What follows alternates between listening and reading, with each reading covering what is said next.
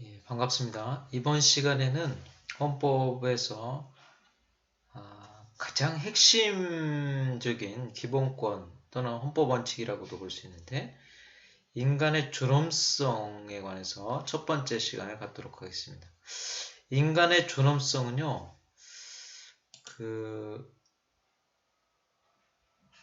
굉장히 난해합니다. 사실은 법철학적이기도 하고 헌법철학적이기도 한 그런 내용을 담고 있기 때문에 약간은 지루할 수도 있어요. 그러나 정말 대단한 학자들이 얘기한 그러한 개념들, 그러한 논거들을 잘 살펴보시고 인간이 왜 존엄할까?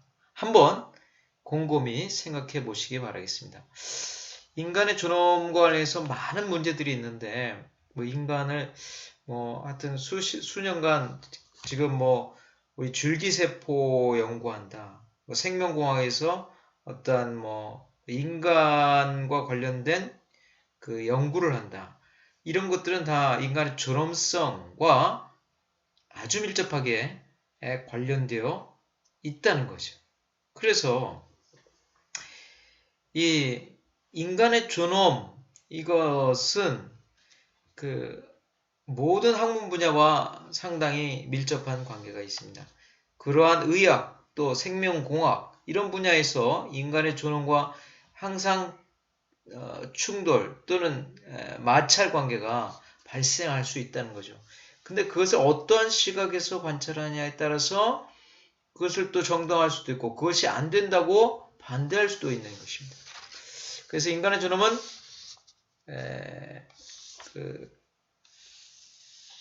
우리 인권론자들이 말하는 것에 의하면 인간의 존엄은 절대적으로 침해할 수 없다. 이렇게 말할 수도 있죠. 그것과 반대로 아니다. 결국 인간의 궁극적인 인간을 위한 것이다. 이렇게 생명공학자들은 또 말하기도 합니다. 인간의 존엄은 그러나 이제 실용적으로도 수단으로 이렇게 취급되어서는 안 되지만 또 반대로 인간의 존엄이라는 것을 이유로 무제한적으로 보장할 수도 없는 것입니다. 그러니까 양자의 극과 극은 우리가 될 수 없는 거죠. 근데 오늘 설명드릴 학자 중에 아주 유명한 임마누엘 칸트라는 사람이 있습니다. 첫 번째 견해에 임마누엘 칸트. 이 칸트는 인간 존엄과 관련해서 뭐라고 말하냐면 수단화 금지로서의 인간 존엄. 이렇게 말합니다. 인간을 수단화할 수 없다는 거죠. 인간을 수단화할 수 없다. 그 뒤에 이어서 또 설명드리겠지만 듀리시는 칸트의 이 수단으로서의 금지와 조금 이 이론을 받아들이면서 이것과 약간 차별된 객체화 금지라는 것을 듀리가 주장을 합니다. 그 이후에 또 성과이론, 관계이론, 그 다음에 알렉스의 원칙 규칙 이론, 그 다음에 또 여러 가지 것들이 나오고 있습니다. 그럼 먼저 첫 번째로 임마누엘 칸트의 수단화 금지로서의 존엄, 인간 존엄을 살펴보도록 하겠습니다. 이 칸트는요, 굉장히 철학적이에요. 그래서 이 인간의 존엄과 관련해서 수단화 금지라는 것을 사용하고 있습니다. 이거는 법학적으로는 정신사적 전통, 그러니까 과거의 인간에 대한 존엄을 주장하는 과거의 계몽주의 시대의 그런 학문을 받아들이면서 이 칸트는 자기의 철학적인 주장을 합니다. 인간의 존엄은 이 정신사에서 진수다. 그런 거죠. 칸트의 존엄은 인간은 수단이면서 목적으로서 인간을 상정을 하면서 수단으로 사용하는 것을 금지시키고 있습니다. 그러니까 여기서 첫 번째 가에 보시면 존엄의 근거로서의 자율성이라고 제가 썼습니다. 요 존엄의 근거로서의 자율성이라는 말, 인간이 칸트가 말하는 것은 인간이 존엄하다. 그 왜 그러냐? 어디로부터 나오냐? 인간의 존엄은 그 인간의 자율성에 기초하고 있다는 거예요. 인간이 왜 존엄하냐? 인간의 자율성이 있기 때문에 그렇다는 거예요. 인간의 자율성이 뭡니까? 칸트는 이렇게 하면 돼. 자율성이란 인간 존엄의 근거이자 이성적 특성이다. 어렵죠? 인간의 자율성이 뭐냐 그랬더니 인간의 존엄의 근거이고 이성적 특성을 가지고 있대요. 칸트가 말하는 이 자율성은 또 이렇게 말해요. 자기 입법의 능력이다. 이렇게 말해요. 자율성이 또 자기 입법의 능력이라고 말합니다. 인간의 존엄은 이렇게 스스로 입법할 수 있고 그 입법에 또 복종한다는 전자에서 이 입법할 수 있는 능력이다. 이라는 거예요. 예, 어렵습니다. 그러니까 칸트가 말하는 인간 개념은 우리 모든 인류를 지칭하는 게 아닙니다. 칸트가 말하는 그냥 인간이라고 말할 때 칸트의 입장에서 인간은 모든 인류가 아니에요. 이성적 존재로서의 개별적 인간이에요. 이성을 가져야 돼. 이성적 존재로서의 개별적 인간이 여기 칸트가 말하는 인간이다. 라는 거예요. 그러니까 이성적 존재로서의 개별적 인간이기 때문에 자기 입법 또 자율성 뭐 이런 것들을 가질 수 있는 거죠. 이 자기 입법의 그 뒤에는 뭐가 있냐면 정언명령이라는 거 있어요. 정언명령. 칸트가 정언명령이라고 하죠. 그것은 일반적 자기 입법을 할 수 있는 능력이에요. 그러니까 정언명령이라는 칸트가 말하는 정언명령은 자기 입법의 능력을 전제로 하고 있습니다. 둘째, 자기 입법은요, 어디에 자기 입법을 할 수 있는 것은 인간이 자율성을 갖고 있기 때문에 그렇습니다. 또, 이 자율성은 인간의 자율성은 어디서 납니까? 인간의 자율성은 인간 존엄의 근거가 된다. 이렇게 칸트는 말하고 있습니다. 하여튼 어렵습니다. 그러니까 지금 정언명령, 자기입법, 자율성, 인간의 존엄 이게 다 맞물려 들어가고 있습니다. 두 번째, 제가 이제 그림을 그렸습니다. 칸트가 말하는 인간을 이렇게 수단화 해서는 안 된다. 수단화 금지로서의 인간의 존엄, 칸트입니다.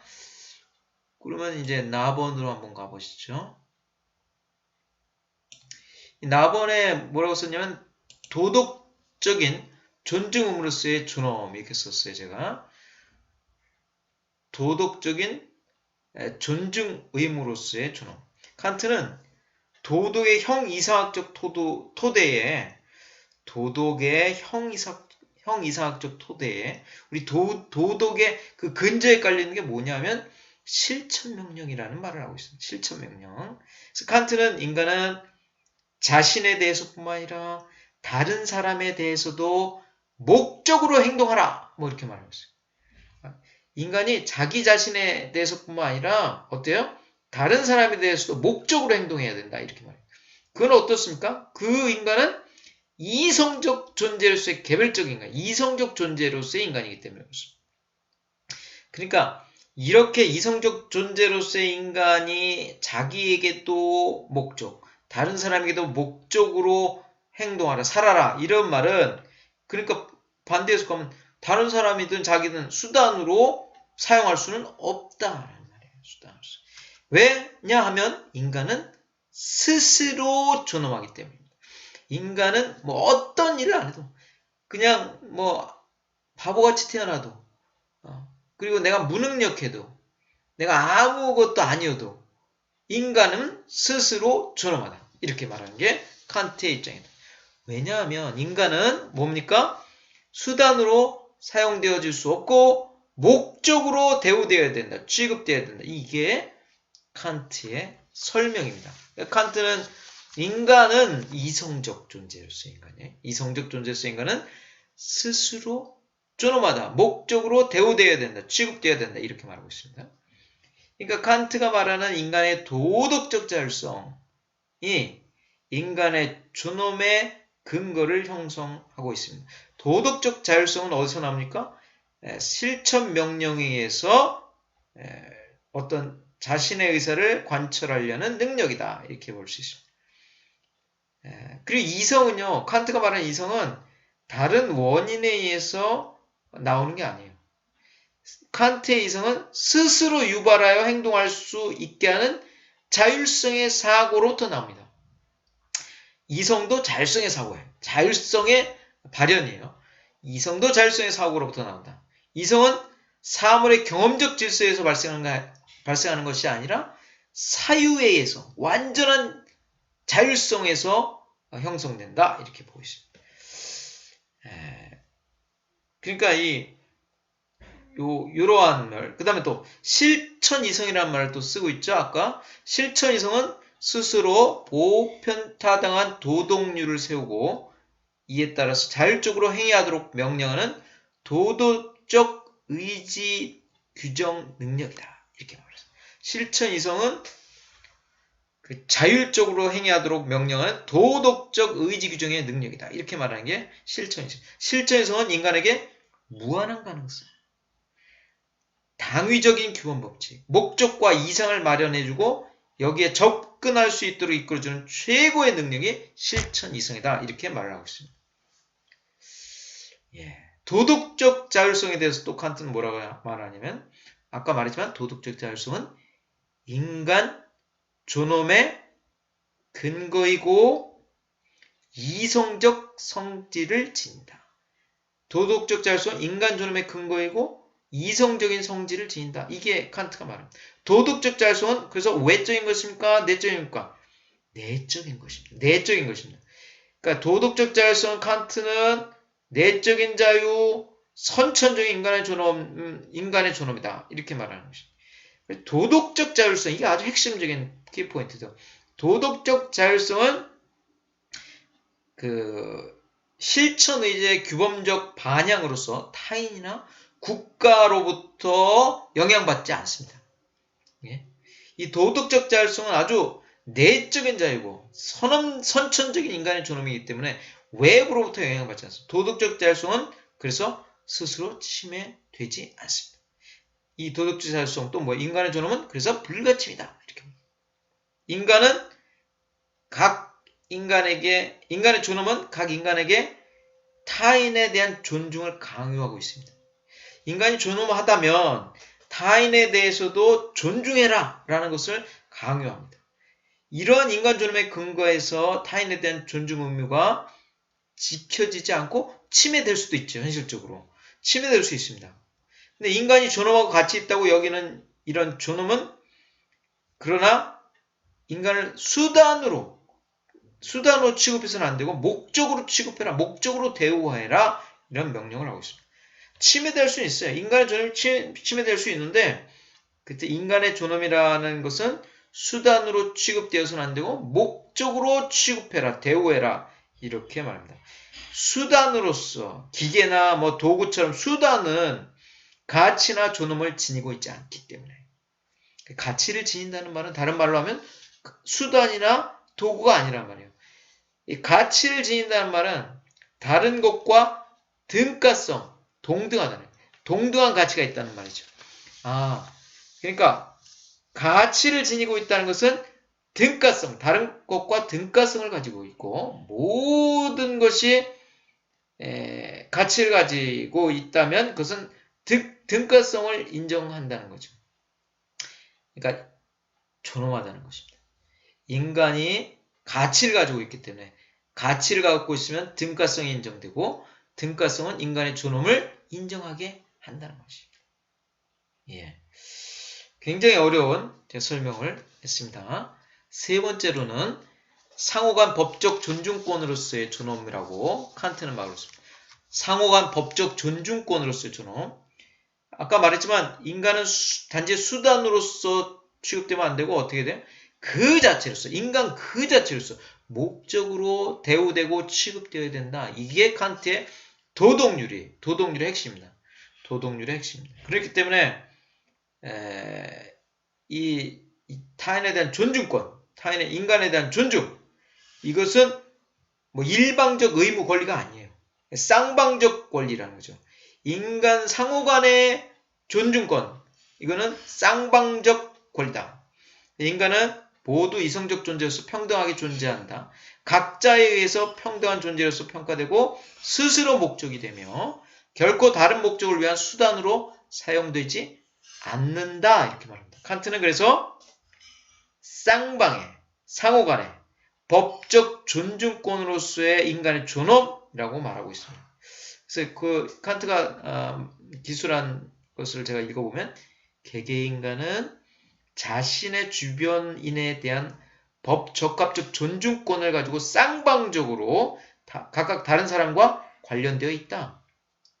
결국 인간의 존엄은 일방적 및 도덕적 의무를 요구하는 것이 아니라 쌍방적 및 법적 인간에 대한 상호간의 인정을 요구합니다. 인간의 존엄은 타인에 대해 의해서 법 적합적 존중권을 개인에게 요구합니다. 이렇게 말하고 있습니다. 칸트가 말한 것을 그러니까 너무 추상적이니까 구체적으로 이게 한번 적용을 해보겠습니다. 칸트가 말한 목적과 수단의 공식의 적용을 한번 해보겠습니다. 먼저 사법 분야입니다. 사법. 사법에서는 이제 혼인에 관한 법, 혼인법을 예를 들어서 설명을 하고 있는데 칸트가 혼인법과 관련해서 이렇게 말합니다. 혼인관계, 혼인제도 이건 뭡니까? 사람과 사람 간의 혼인이죠.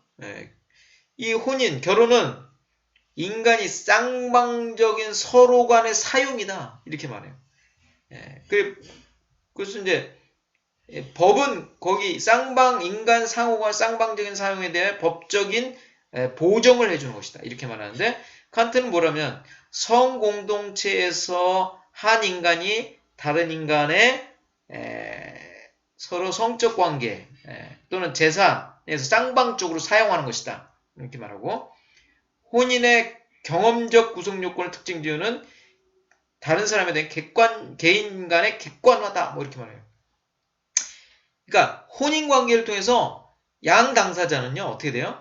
서로 간에 자기 수단이자 자기 목적으로를 상대방에 대해서 가진다는 거예요. 그러니까 그러면서도 일방 당사자가 수단으로 사용되지 않도록 하기 위해서 법 규범이 이를 보충해주고 있다. 이렇게 말합니다. 혼인은 그래서 성적 지위에서 삶의 쌍방적 소유를 위해서 상이한 성을 지닌 두 사람 간의 결합이다. 상이한 성을 지닌 두 사람 간의 결합이다. 이렇게 말하고 있습니다. 전통적인 사고를 말하는데 굉장히 철학적으로 말하고 있습니다. 두 번째 이제 칸트가 말하는 목적 수단의 공식을 적용하면 형법 영역에 형벌을 말하고 있는데 형벌은 이렇게 합니다. 칸트는 형벌은 뭐라고 합니까? 범죄자 자신을 위해 또는 시민 공동체, 국민 공동체를 위해서 다른 이익을 추구하기 위해서도 단지 수단으로 사용할 수 없으며 오직 범죄자를 처벌하기 위한 것이어야 된다. 그러니까 다른 것을 위해서 이 형벌이 있는 게 아니라 범죄자 자신을 위한 것이 형벌이다. 이렇게 말해요. 왜냐? 범죄자는 범죄를 저질렀기 때문에. 인간은 결코 다른 목적을 위해서 수단으로 너는 우리 사회 공동체를 위해서 처벌받아. 이게 아니라 그 범죄자 자신을 위해서 형벌이 부과되는 것이다. 왜? 범죄자를 위한 것이다. 이렇게 보고 있습니다. 세 번째 공법 영역에서 병역 의무를 예를 들어 보겠습니다.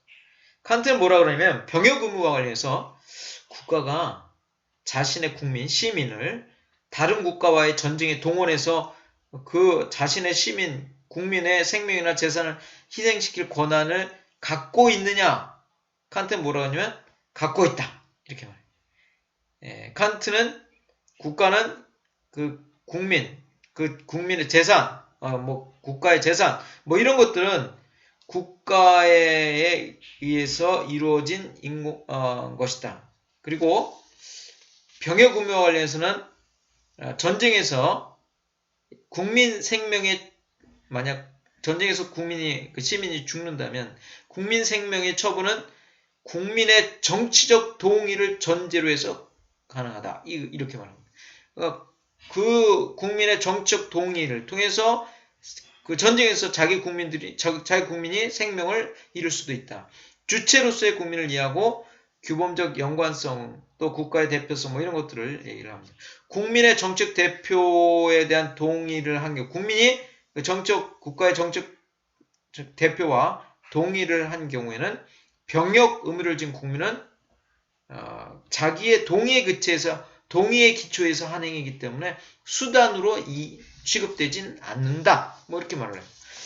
아주 어렵게 피해가고 있습니다. 목적과 수단. 이렇게.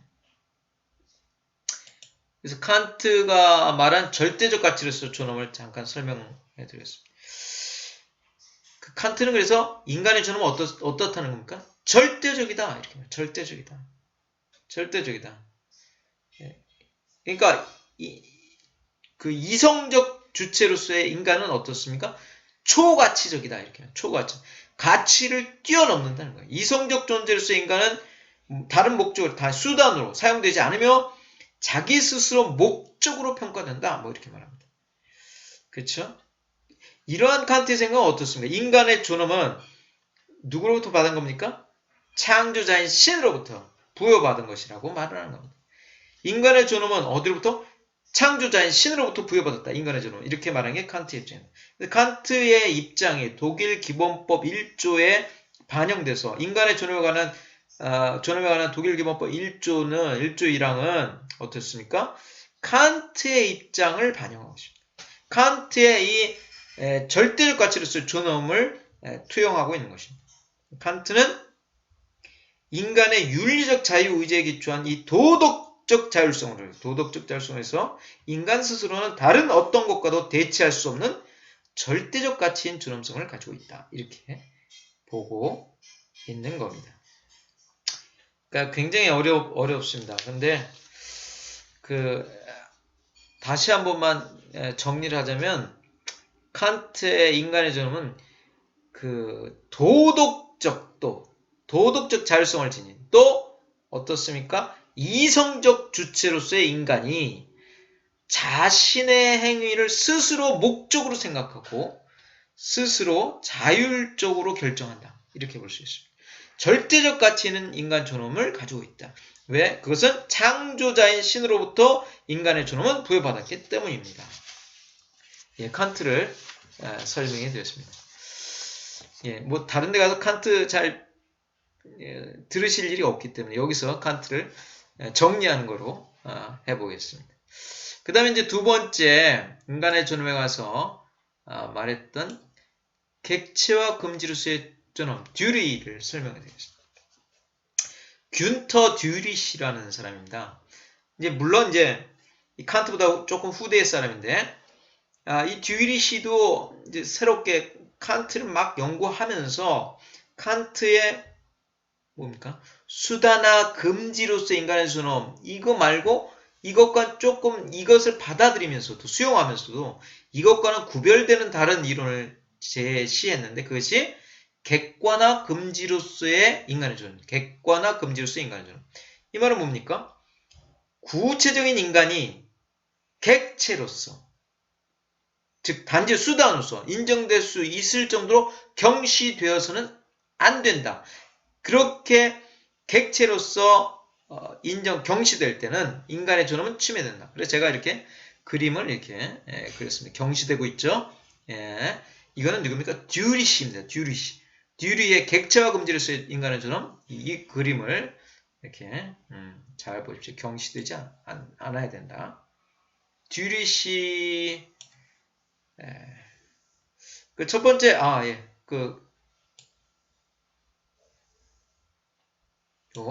칸트의 이론의 수용 및 발전, 이걸 설명하고 있습니다.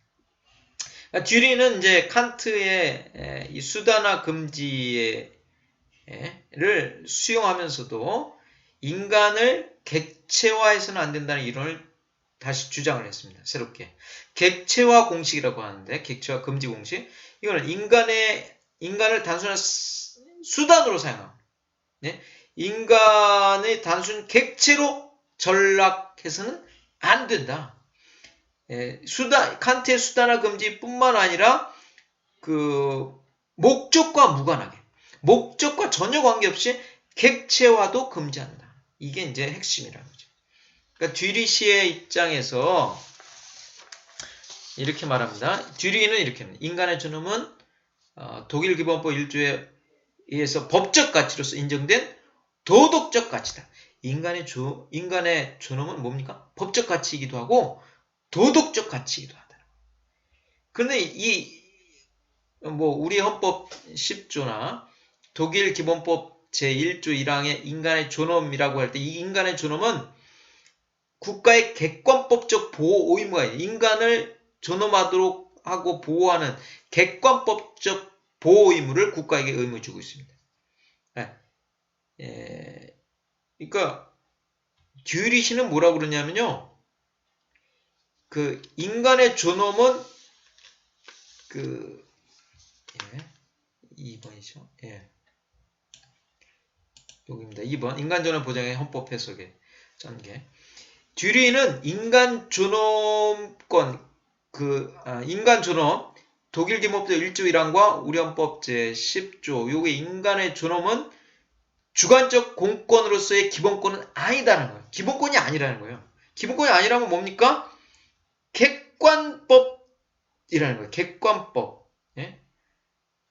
객관적인 법적지라는 거예요.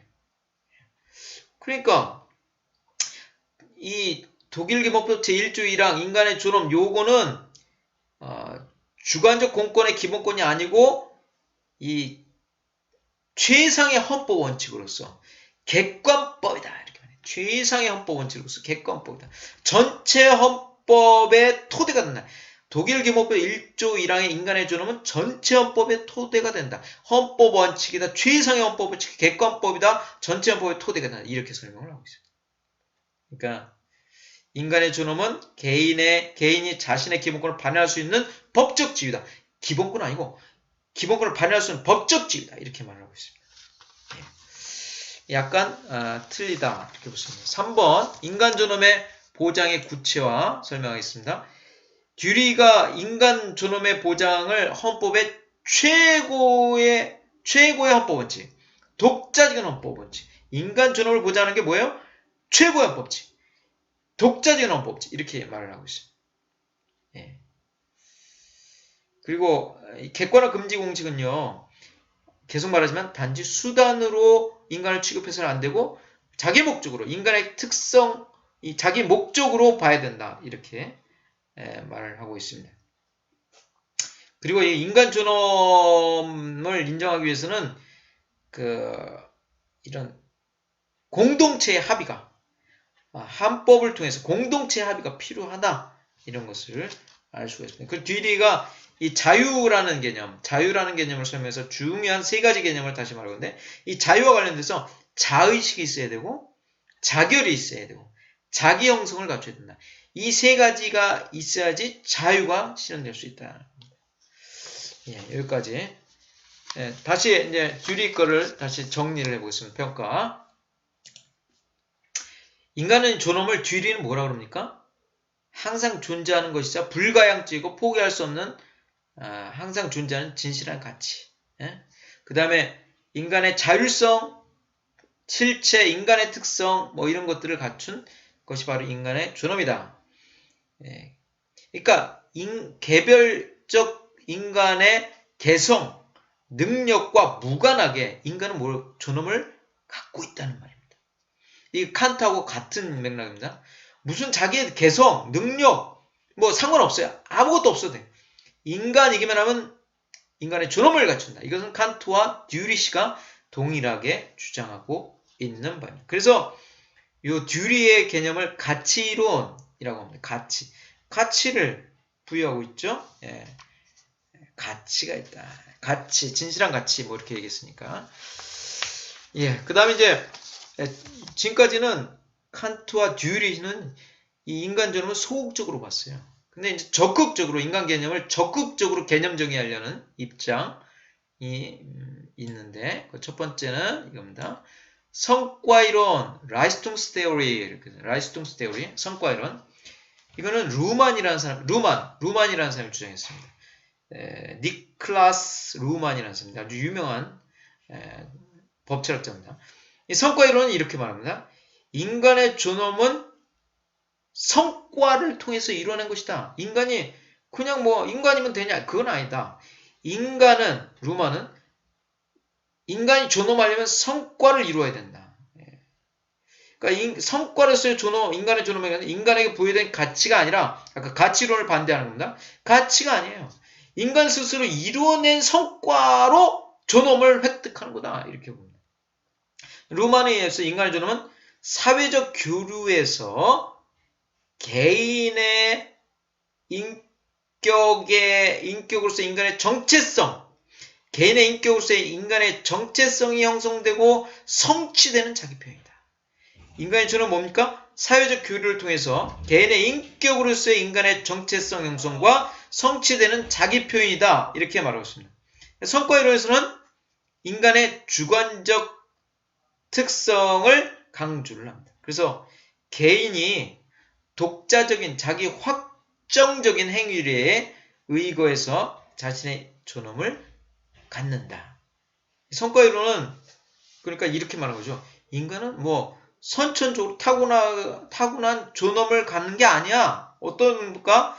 자기의 삶, 인간의 삶, 자기의 생존, 사회적 생존을 위해서 전제 조건으로서 인간의 존엄을 이해합니다. 그리고 사회적 교류, 사회적 성과 이런 걸 중요시 합니다. 자신의 사회적 행위들이 인격적인 행위들로 총합이 되어서 인격적인 행위들로서 총합되어서 그것이 성과를 이룬다는 겁니다. 성과에 이런 장점은 그거예요. 현실적이다. 실제적인 구체적인 얘기를 하고 있다. 이렇게 볼 수 있어요. 근데 아까 말했지만 독일 기본법 1조이랑 인간의 존엄 여기는 인간이면 그 자체로 존엄하다 이렇게 말하고 있죠. 그러니까 지금 현행 독일 기본법, 독일 헌법 1조와는 이 성과 이론은 마찰, 충돌을 빚고 있어요. 그럼에도 불구하고 그렇기 때문에 독일 기본법 1조 1항을 해석할 때는 아까 뭐 가치이론, 듀리의 가치이론이 더 적합하지만 이거는 요 성과 이론은 인격과 사회 관련성을 강조했다는 측면에서 성과가 있습니다. 이 성과 이론은 사회적인 존경, 명예라는 의미에서 존엄을 잘 설명할 수 있다. 이렇게 볼 수 있습니다. 예, 거기에 대해서 거기까지 얘기를 하겠습니다. 성과죠. 제가 여기다가 별들을 달아줬어요. 성과를 달아줬습니다. 성과의 결과물을 달았습니다. 그 다음에 이제 적극적으로 개념 정의한 관계이론에 대해서 설명했습니다. 관계이론. 관계이론 또는 뭐 인정이론 이렇게 합니다. Communications Theory 이렇게 말하는데 이건 호프만이라는 사람이 주장합니다. 관계이론은 뭐냐? 인간의 존엄은 부여된 가치도 아니고 아까 가치이론 또 부정하고 뒤에 획득한 성과도 아니고 루만의 성과이론 또 비판하고 사회적 존중권의 긍정적인 평가이다. 사회적 존중권의 긍정적인 평가에 의한 사회적 인정에 있다. 사회적 인정에 있다. 그래서 인정이론입니다. 관계이론이기도 하고 인정이론. 인정받는 겁니다. 사회적 인정. 인간의 존엄은 인간 상호 간의 사회적 평가와 존중에 의해서 인정된다. 그러니까 법적 의미에서 인간의 존엄은 어떤 성과나 뭐 가치의 개념 뭐 이런 게 아니라 관계, 교류의 개념입니다. 인간의 존엄은 관계, 교류의 개념입니다. 그래서 인간의 존엄은 사회적 관계 속에서 구체적인 사회적 관계에서 전제 조건이자 결과물이다. 그러니까 인간의 존엄은 구체적인 사회 관계에서 전제 조건이자 결과물이다. 인간의 존엄은 개인의 인간성과 관련돼 있다. 뭐 이렇게 말하고 있습니다. 그래서 요거 관계이론을 좀 약간 보충하는 말로 하버마스라는 유명한 헌법학자가 이렇게 말했어요. 이 관계이론, 인정이론을 이렇게 말해요. 인간의 존엄은 지능이나 각자의 지능지수나 그 다음에 뭐 파란 눈을 가졌다. 독일 사람들 파란 눈 가진 사람 좀 있는데 파란 눈을 미국 사람도 본래 소지하고 있는 특성이 아니다. 인간의 존엄은 상호간의 인정, 상호간의 인정이란 인간관계에서 상호간의 평등한 인간관계에서 중요한 의미를 지닐 수 있다. 이렇게 말했어요. 그러니까 하버마스도 관계론, 인정이론 이것을 약간 찬성하고 있는 것 같습니다. 그러니까 루만의 아까 성과이론, 루만의 성과이론 스스로 획득하고 성과를 이루어야 된다. 근데 그러면 행위 무능력자, 의사 무능력자 이런 사람들은 그 인간이 존엄하지 않게 됩니까? 이런 건 문제가 있죠. 그 다음에 이제 성과 이론에 의하면 이렇게 돼요. 사람이 죽으면요, 인간의 사망과 동시에 성과가 없어지는 건 아니에요, 또. 그러니까 이 성과 이론에 의하면 우리가 일반적으로 인간이 존엄하다 할 때 인간이 생존하는 동안인데 사망하면 존엄성이 없는데 이 성과 이론에 의하면 인간이 죽고 나서도 계속 사망 이후에도 계속적으로 성과가 남아있기 때문에 존엄성이 인정되는 이런 결과가 이어집니다. 관계이론은요. 관계이론은 어떤 또 문제점이냐. 그러니까 인간은 관계나 어떤 인정 뭐 이런 거에서 존엄받는 게 아니에요. 사실은. 뭐 어때? 인간 그 자체로 예? 어떤 특정한 관계, 사회적 인정 이게 아니라 인간 그 자체로 존엄성을 인정받는다는 것. 그래서 이런 것들이 약간의 문제점이 있을 수 있다. 이겁니다. 그 다음에 지금 유명한 우리 로버트 알렉시라는 사람의 견해를 제가 설명해 드리려고 합니다. 이 로버트 알렉시 아주 유명한 그 책이 있죠. 원칙과 규칙 뭐 이런 거 있죠. 원칙이론의 대가입니다. 창시자입니다. 이 로버트 알렉시라는 이분은 교수님은 이렇게 말해요. 로버트 알렉시의 인간 존엄의 그 핵심은 요겁니다. 지금 뭐 하는 겁니까? 두 사람을 저울질하고 있죠. 그러니까 형량이라는 게 아주 중요한 개념입니다. 그다음 원칙과 규칙을 나누고 있다는 게 아주 중요합니다. 원칙과 규칙을 나누고 있습니다. 알렉시의 원칙이론에서는요. 법규범을 두 가지로 나눠요. 규칙이 있고 또 원칙이 있습니다. 규칙을 독일말로 레겔른, 원칙을 프린치피엔 이렇게 말합니다. 레겔른과 프린치피엔 이 두 가지가 있어요. 그러니까 여기는 원칙이 먼저 왔으니까 프린치피엔 그 다음에 레겔른 이 두 가지로 나누고 있습니다.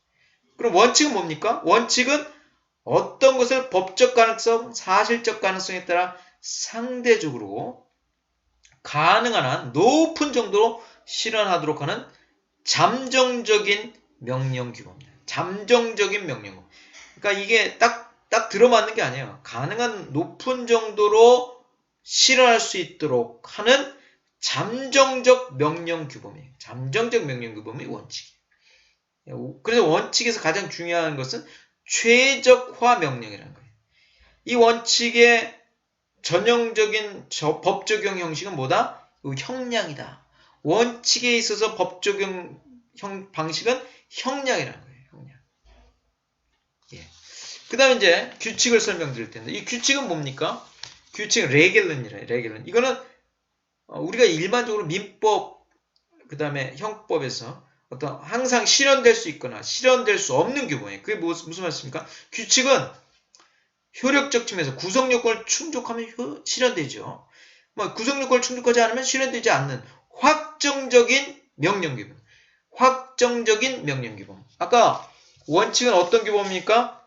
잠정적인 명령규범이죠. 여기서는 규칙은 확정적인 명령규범. 그래서 이 원칙 이론에 의해서 알렉시의 교수는 절대적인 효력을 지닌 원칙은 어떠한 경우에도 우선하게 됩니다. 절대적인 효력을 지닌 원칙은 어떠한 경우에도 우선권이 있어요. 그래서 절대성을 지닌 원칙, 그건 형량도 안 통해요.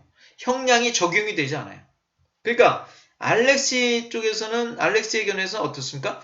인간의 존엄이 절대적인 원칙이라고 하면 형량도 개입이 되지 않아요. 그러면 안 되기 때문에 로버트 알렉시 교수는 이럽니다. 인간의 존엄은 절대적 원칙이 아니다라고 결론을 해요. 왜? 형량을 적용할 수 없게 되기 때문에. 형량을 적용해야 되니까. 그래서 절대 원칙이 존재한다는 원칙 개념에 대한 정의가 변경돼야죠. 이게 혼란이 일어나요. 그래서 절대적 원칙에는 상충 이론이 적용될 수 없기 때문에 인간의 존엄은 절대적 원칙이 될 수 없다. 이렇게 말해요. 절대적 원칙은 그래서 상이한 정도로 실현되어질 수 있는 것이 아니라 항상 실현되거나 실현될 수 있어야 없기 때문에 절대적 원칙으로서의 뭐 이런 여러 가지 이론에 맞지 않는다.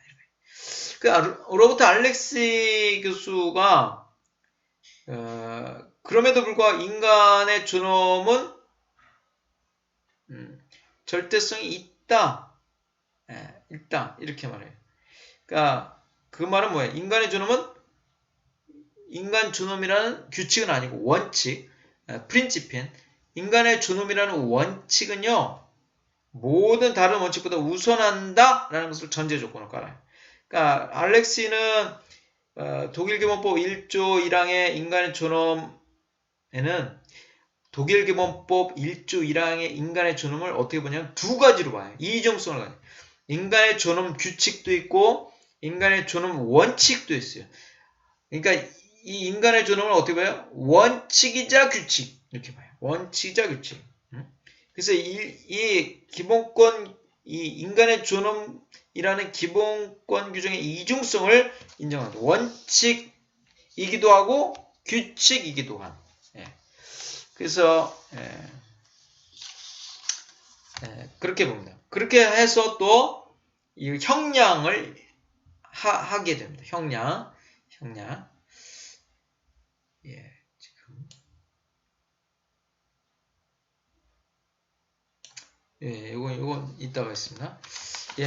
그래서 이 형량은, 그래서 로버트 알렉스의 이 이론의 장점은 뭐냐면, 첫째, 인간 존엄의 기본권 규범의 구성요건적 제한 조항을 수용해야 된다. 라는 것을 회피할 수 있다는 점. 그러니까, 인간의 존엄이라는 기본권 규범에, 제한할 수 있다라는 것을 수용했어요. 또 인간 존엄의 원칙과 다른 원칙 간에 형량할 수 있다. 인간의 존엄도 원칙도 형량해야 된다. 이런 쪽으로 갔습니다. 인간의 존엄을 추상적 우위성을 인정해요. 그래서 이 추상적, 절대적 우위 관계 뭐 이런 것을 설정했습니다. 그래서 여기 지금 보시면요. 어려운 공식이 있어요. P1, P2 이런 공식은 원칙 P1이 모든 조건에서 P2보다 우선한다. 앞에 있는 게 우선한 거죠. P1이 모든 조건하에서 원칙 P2보다 우선한다. 이렇게 말하고. 요거는 반대로 원칙 P2가 뭐 앞에 있죠. P2가 모든 조건에서 원칙 P1보다 우선한다. 이렇게 규정한 공식이에요. 앞에 있는 것이 우선한다. 원칙 중에 앞에 있는 것이 우선한다. 이렇게 설명할 수 있습니다. 그 다음에 G는 GIJ 이거 뭐 규칙이죠. 이 규칙은 이런 공식에서 이렇게 설명을 하고 있습니다.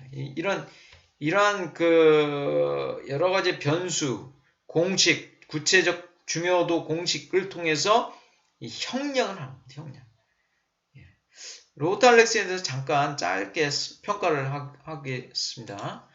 로버트 알렉시 교수님은 인간 존엄의 원칙은 필수 불가, 인간의 존엄 원칙도 필수 불가 형량할 수 있다. 이렇게.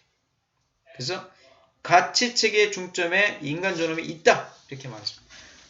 그리고 알렉시 교수는 여러 가지 인간 존엄은 항상 우선하며 객체가 아니라 기본권의 최적화의 기준이 된다. 뭐 이렇게 설명하기도 합니다.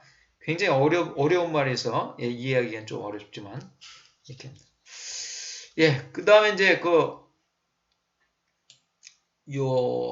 독일 연방헌법재판소의 입장을 설명을 드리도록 하겠습니다.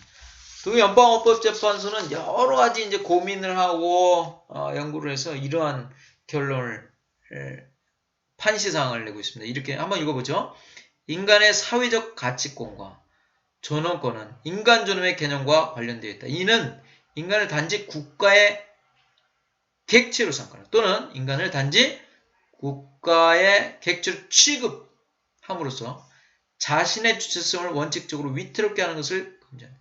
이러한 의미에서 인간의 존엄은 단지 개별적 개인의 존엄이 아니라 개별적 개인의 존엄이 아니래요. 인간의 존엄은 오히려 인류로서의 인간의 존엄을 말하는 것이다.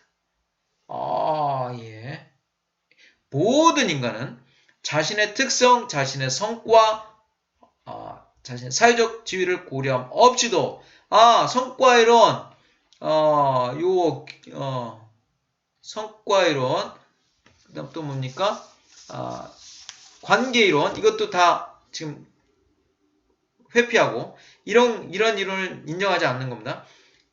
고려 없이도 존엄을 지닌다. 이건 뭡니까?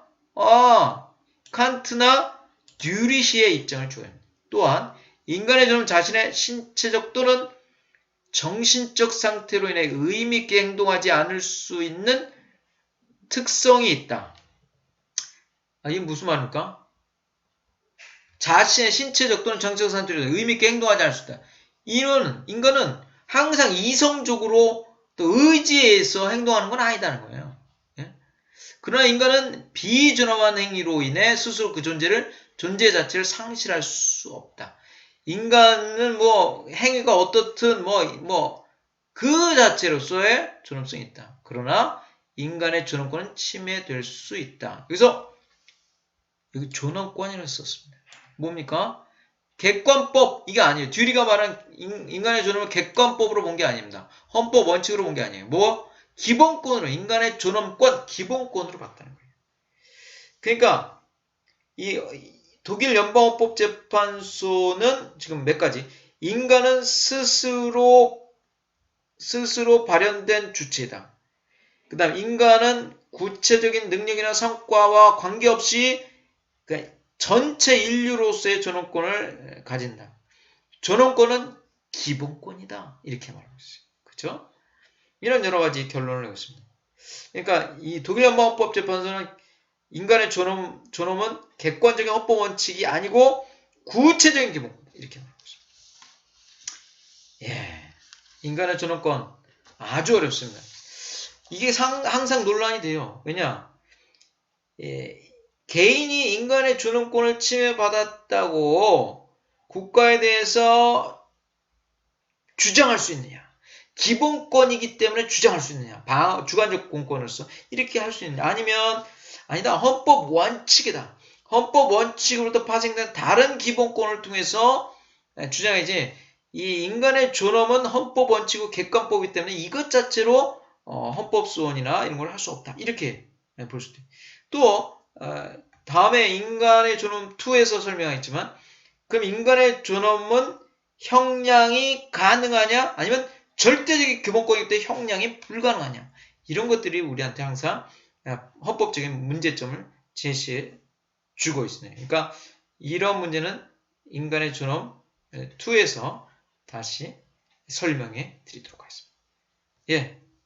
어려운 강의 들어주셔서 감사하고 한 번 더 들으셔서 칸트, 듀리, 루만, 호프만, 알렉스 이런 이름들을 잘 공부하시기 바라겠습니다.